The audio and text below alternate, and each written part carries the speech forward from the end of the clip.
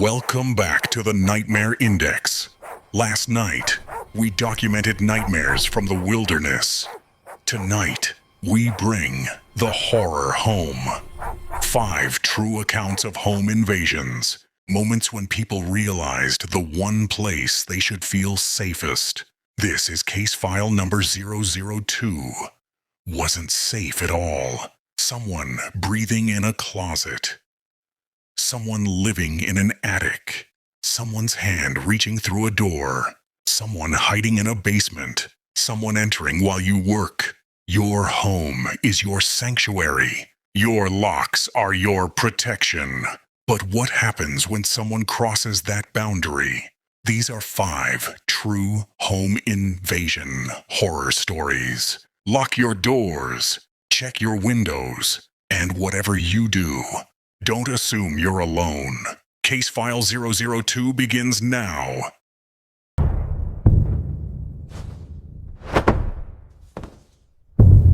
This account comes from Jennifer, a 28-year-old graphic designer from Portland, Oregon.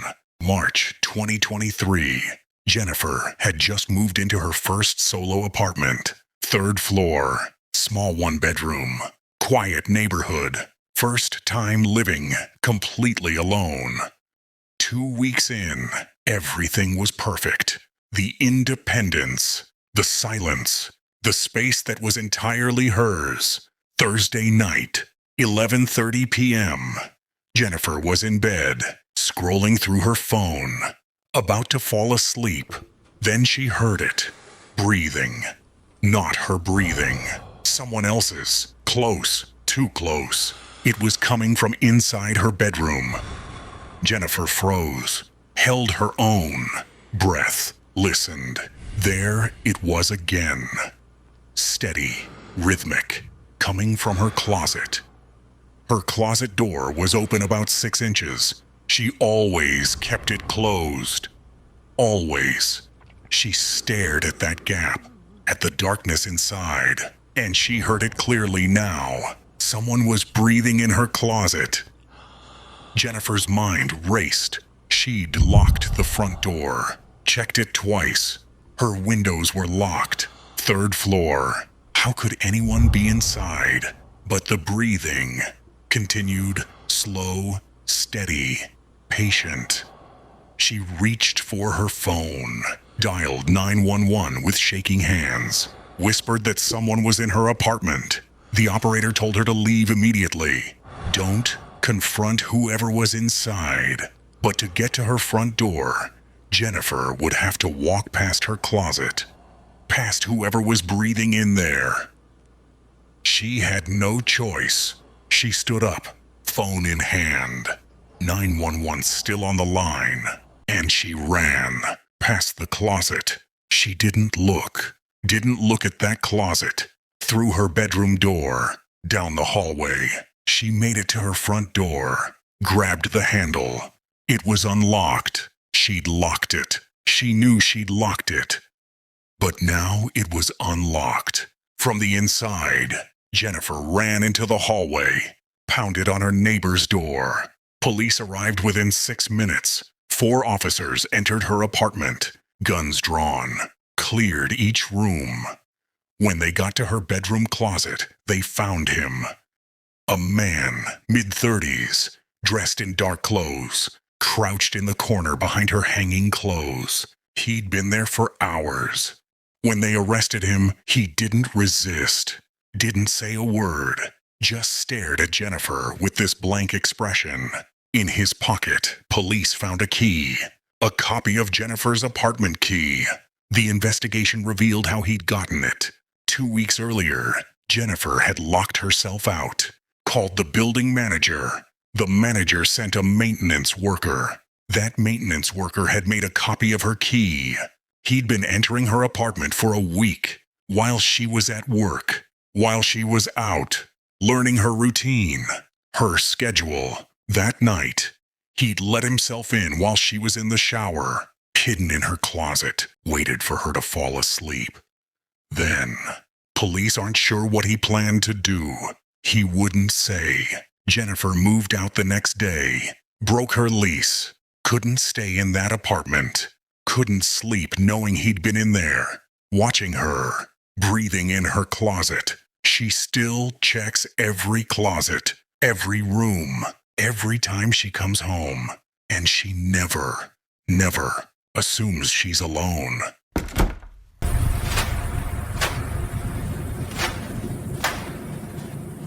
This next account comes from the Martinez family. Carlos, his wife Rebecca, and their 2 children, ages 7 and 9. Summer 2021. They just bought their first house in suburban New Jersey.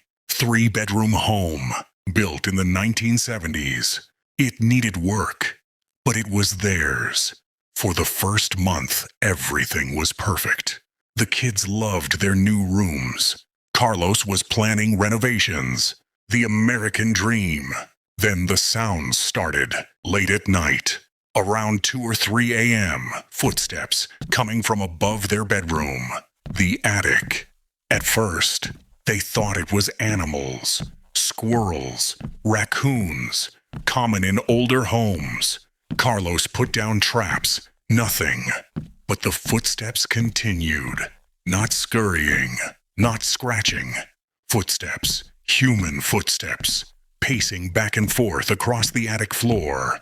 Rebecca wanted to call someone. Carlos said he'd check it himself first. Save the money. One Saturday morning, he grabbed a flashlight, pulled down the attic stairs, and climbed up. The attic was dark, dusty, filled with insulation and old boxes left by previous owners. Carlos shined his light around. Nothing unusual. Then he saw it. In the corner, behind the insulation, a sleeping bag, a pillow, empty food wrappers, water bottles. Someone had been living in their attic. Carlos backed toward the stairs, hands shaking. Someone had been living above their bedrooms, above where his children slept. For weeks, he climbed down, called the police immediately. Officers arrived, searched the attic thoroughly. Whoever had been there was gone. But they'd left everything behind, like they'd left in a hurry. The sleeping bag was still warm. Police found more. A small hole drilled through the attic floor, looking down into Carlos and Rebecca's bedroom. He'd been watching them sleep. Photos on a disposable camera. Pictures of the family, taken through windows, different times of day. Weeks' worth of surveillance. A notebook with their schedules written down. When Carlos left for work. When Rebecca took the kids to school. When the house was empty. He'd been studying them, learning their patterns, planning something. But here's what terrified them most. They checked the attic access. It had a lock on it. From the inside. They couldn't have locked him in even if they wanted to. But he could lock himself in. Hide if they came looking. How many times had he been up there while they were home? While they were watching TV downstairs? While the kids were playing? While they slept? How long had he been listening? Police identified him through fingerprints. Thomas, 42 years old. He'd done work on the house 3 months earlier, before the Martinez family bought it. He was a contractor hired by the previous owners. He'd kept a key to the basement door, let himself in whenever he wanted, set up his space in the attic, and waited for the new owners to move in. Police found him 2 days later, arrested him on breaking and entering, stalking, trespassing. When they asked him what he was planning, he said he just wanted to be close to a family, to feel like he belonged to something. He said he wasn't going to hurt them. Just watch. Just listen. But in his motel room, they found a key, cut to match the Martinez family's new locks. He'd been planning to stop hiding, planning to come downstairs. The Martinez family sold the house within 2 months. Couldn't stay there. Couldn't sleep knowing someone had been above them, watching them all that time. Carlos still has nightmares about pulling down those attic stairs, about what he found.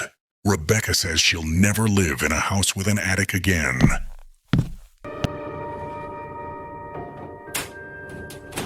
This account comes from David, a college student living off campus in Austin, Texas. 20 years old, sophomore year, first time living completely alone. His parents wanted him in the dorms, safer, but David wanted independence. Got a cheap studio apartment on the edge of campus. The building was old, 6 floors, no security, just a main door that was supposed to lock, but it was broken. Anyone could walk in. David's apartment was on the 4th floor, Unit 412. He'd been there for 3 months. Fall semester, 2022. Everything was fine, until the night he forgot to lock his deadbolt. Wednesday, around 1 a.m., David was at his desk, headphones on, working on a paper due the next morning. His back was to the door. In his peripheral vision, he saw movement. Turned his head. His doorknob was turning. Deliberately. Someone was trying to open his door. David ripped off his headphones, stared at that doorknob. Watching it turn, the door pushed open, just an inch. The chain lock caught it. David had forgotten the deadbolt, but thank God he'd put the chain on. Through the gap, he saw a hand, reaching through, trying to unhook the chain. David screamed, loud, ran at the door, slammed it shut. The hand pulled back just in time. He threw the deadbolt, all 3 locks, then pressed his back against the door, heart pounding, and he heard it. On the other side of the door, breathing. Someone was standing right there, 1 inch of wood between them. David grabbed his phone, called 911, whispered that someone was trying to break into his apartment. They told him to stay on the line. Officers were on the way, but whoever was outside didn't leave. David could hear them, still breathing, still standing there. Then they spoke, a man's voice, calm, almost friendly. "I know you're in there. Open the door. I just want to talk." David didn't respond, didn't move. The operator told him to stay quiet, stay away from the door. The man continued, "I've been watching you. I know you're alone. I know you're a student. I know your schedule." Then the man tried the doorknob again, harder this time, rattling the locks, testing them. "These locks won't keep me out. Not really. I can come back when you're sleeping, when you're not expecting it. I know where you live now." David could hear footsteps in the hallway. The man was pacing, back and forth, past his door, like he was deciding what to do. Then, silence. The footsteps stopped. No more breathing, nothing. Had he left? Was he still there, waiting? David didn't move from that door for 20 minutes, until he heard police calling his name from the hallway. Police searched the building. Stairwells, roof, basement. Whoever it was had left. They checked the building's security cameras. Grainy footage showed a man entering the building at 12:45 a.m., walked straight to the 4th floor, stood outside David's door for 3 minutes before trying the knob. His face was partially covered, hoodie, mask, but they could see his eyes staring at David's door. After David screamed, the footage showed him walking calmly to the stairwell, not running, just walking, like nothing happened. Police never found him, didn't match anyone in their system. No prints, no DNA, nothing. But 2 days later, David received a note slipped under his door while he was in class. It said, "I'll be back. Different day, different time, but I'll be back. Stay awake." David moved out that weekend, broke his lease, moved back to the dorms, lost his security deposit, Didn't care. He couldn't sleep in that apartment. Couldn't stop staring at the door, waiting for that doorknob to turn again. He still triple checks every lock, every night, and sometimes, late at night, he swears he hears breathing on the other side of the door. But when he looks, no one's there.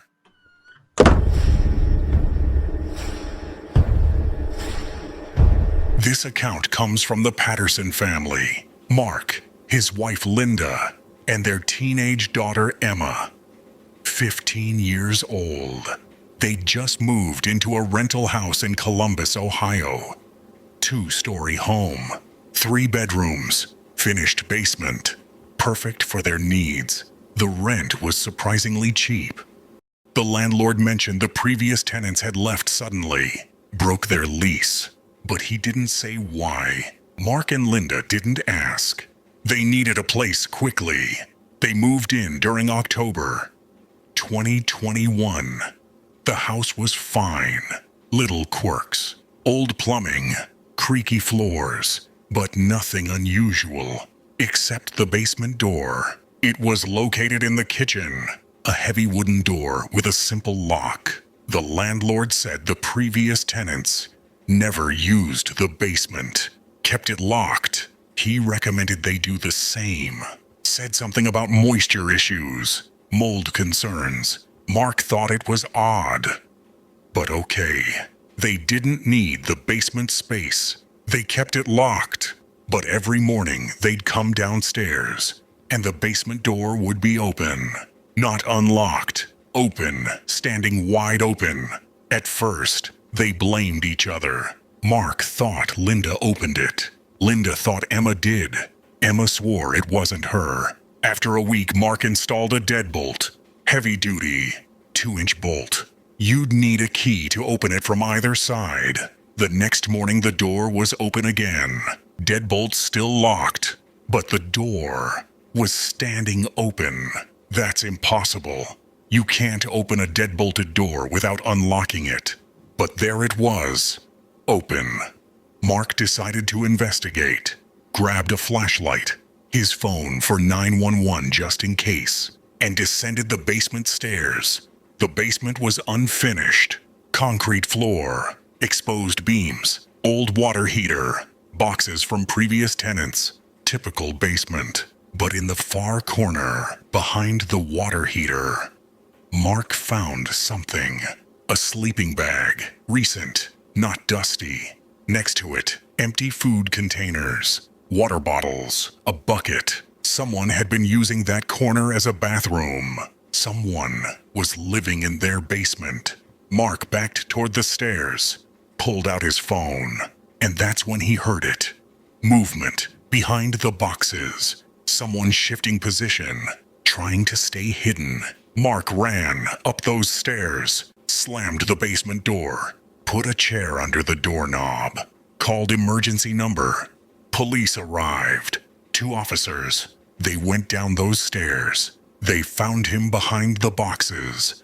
A man malnourished. He resisted the police at first but didn't run. Just sat there dragging and struggling to hold his breath, and then finally submitted. When police asked him how he'd been getting in and out, he pointed to a window well. Small basement window, just big enough to squeeze through. He'd been entering at night, after they went to bed, living in their basement, opening the door from the inside, maybe to get food from the kitchen, maybe to walk around their house while they are asleep. The landlord had known. The previous tenants had found him too. That's why they evacuated the home. The landlord never fixed the window, never told the Pattersons, just wanted to rent the house. The man was arrested, but he wouldn't say his name, wouldn't explain why he chose their house, wouldn't say how long he'd been doing this. Mental health evaluation found him unfit to stand trial. He was committed to a facility. But Emma found something after police left. In her bedroom, behind her dresser, a small hole drilled through the floor. looking down into the basement. He'd been able to see directly into her room. How many nights had he watched her through that hole? How many times had he been in the basement while she slept directly above him? The Patterson family left that same day. Didn't even pack everything. Just grabbed what mattered and left. They sued the landlord, won. But it didn't matter. Linda still has nightmares about that basement door, standing open every morning. How many times had he been upstairs, in their kitchen, in their living room, while they slept? Mark installed security systems in their new house. Cameras, motion sensors. Basement door is sealed shut. He checks it every night, multiple times. Emma sleeps with her light on now. Can't handle darkness. Can't stop thinking about that hole in her floor. About someone watching her. Some violations of safety you never recover from.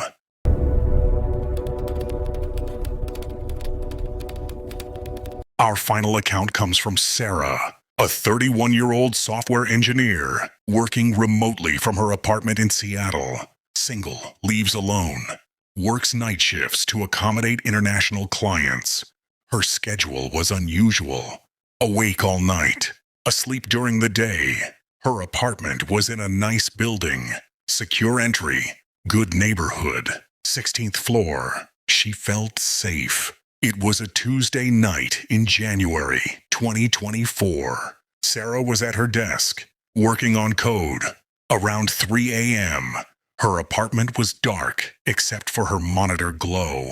Headphones on, deep in work. She had this habit. Every hour, she'd stand up, stretch, walk around her apartment, get her blood moving. At 3:15, she got up for her hourly walk, removed her headphones, and that's when she noticed something. Her front door was open, not unlocked. Open, about 2 feet.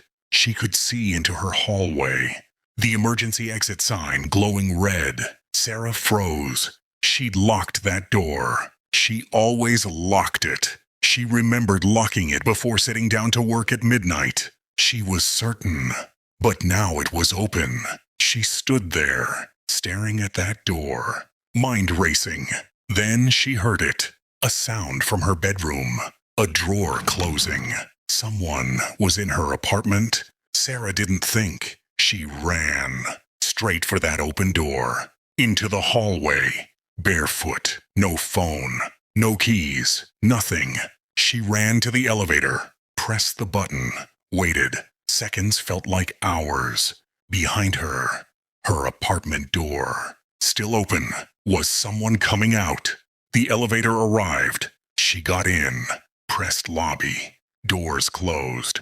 As the elevator descended, she realized her phone, her keys, everything was still in her apartment, with whoever was inside. She got to the lobby. The night security guard was there. She told him someone was in her apartment.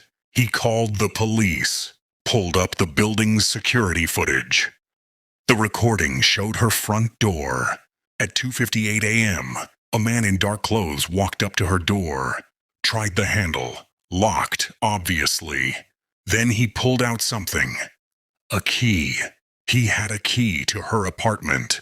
He let himself in, quietly, while she was at her desk. Headphones on, 10 feet away. She hadn't heard anything.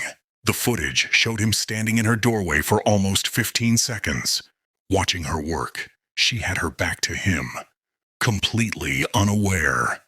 Then he walked into her apartment, toward her bedroom. That's when she got up to stretch. He didn't know she was about to move. Didn't expect it. When she stood and removed her headphones, he was caught inside. He'd left the door open slightly, an escape route, but now she'd seen it. Police arrived, went up to her floor, found her apartment door still open, entered with weapons drawn. He was gone, left through a service stairwell when he heard Sarah in the hallway. But he'd left things behind. In her bedroom, drawers were open. Her clothes had been touched, moved through, personal items gone through.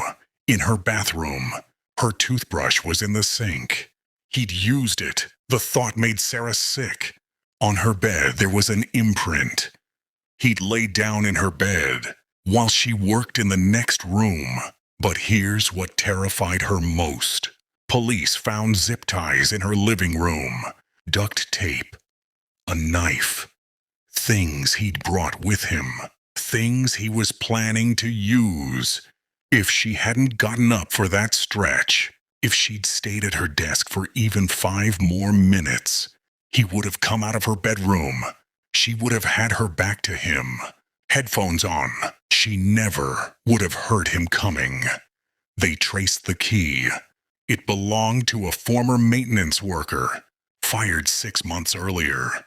He'd kept copies of several residents' keys. Sarah's apartment was the 4th one he'd entered that month.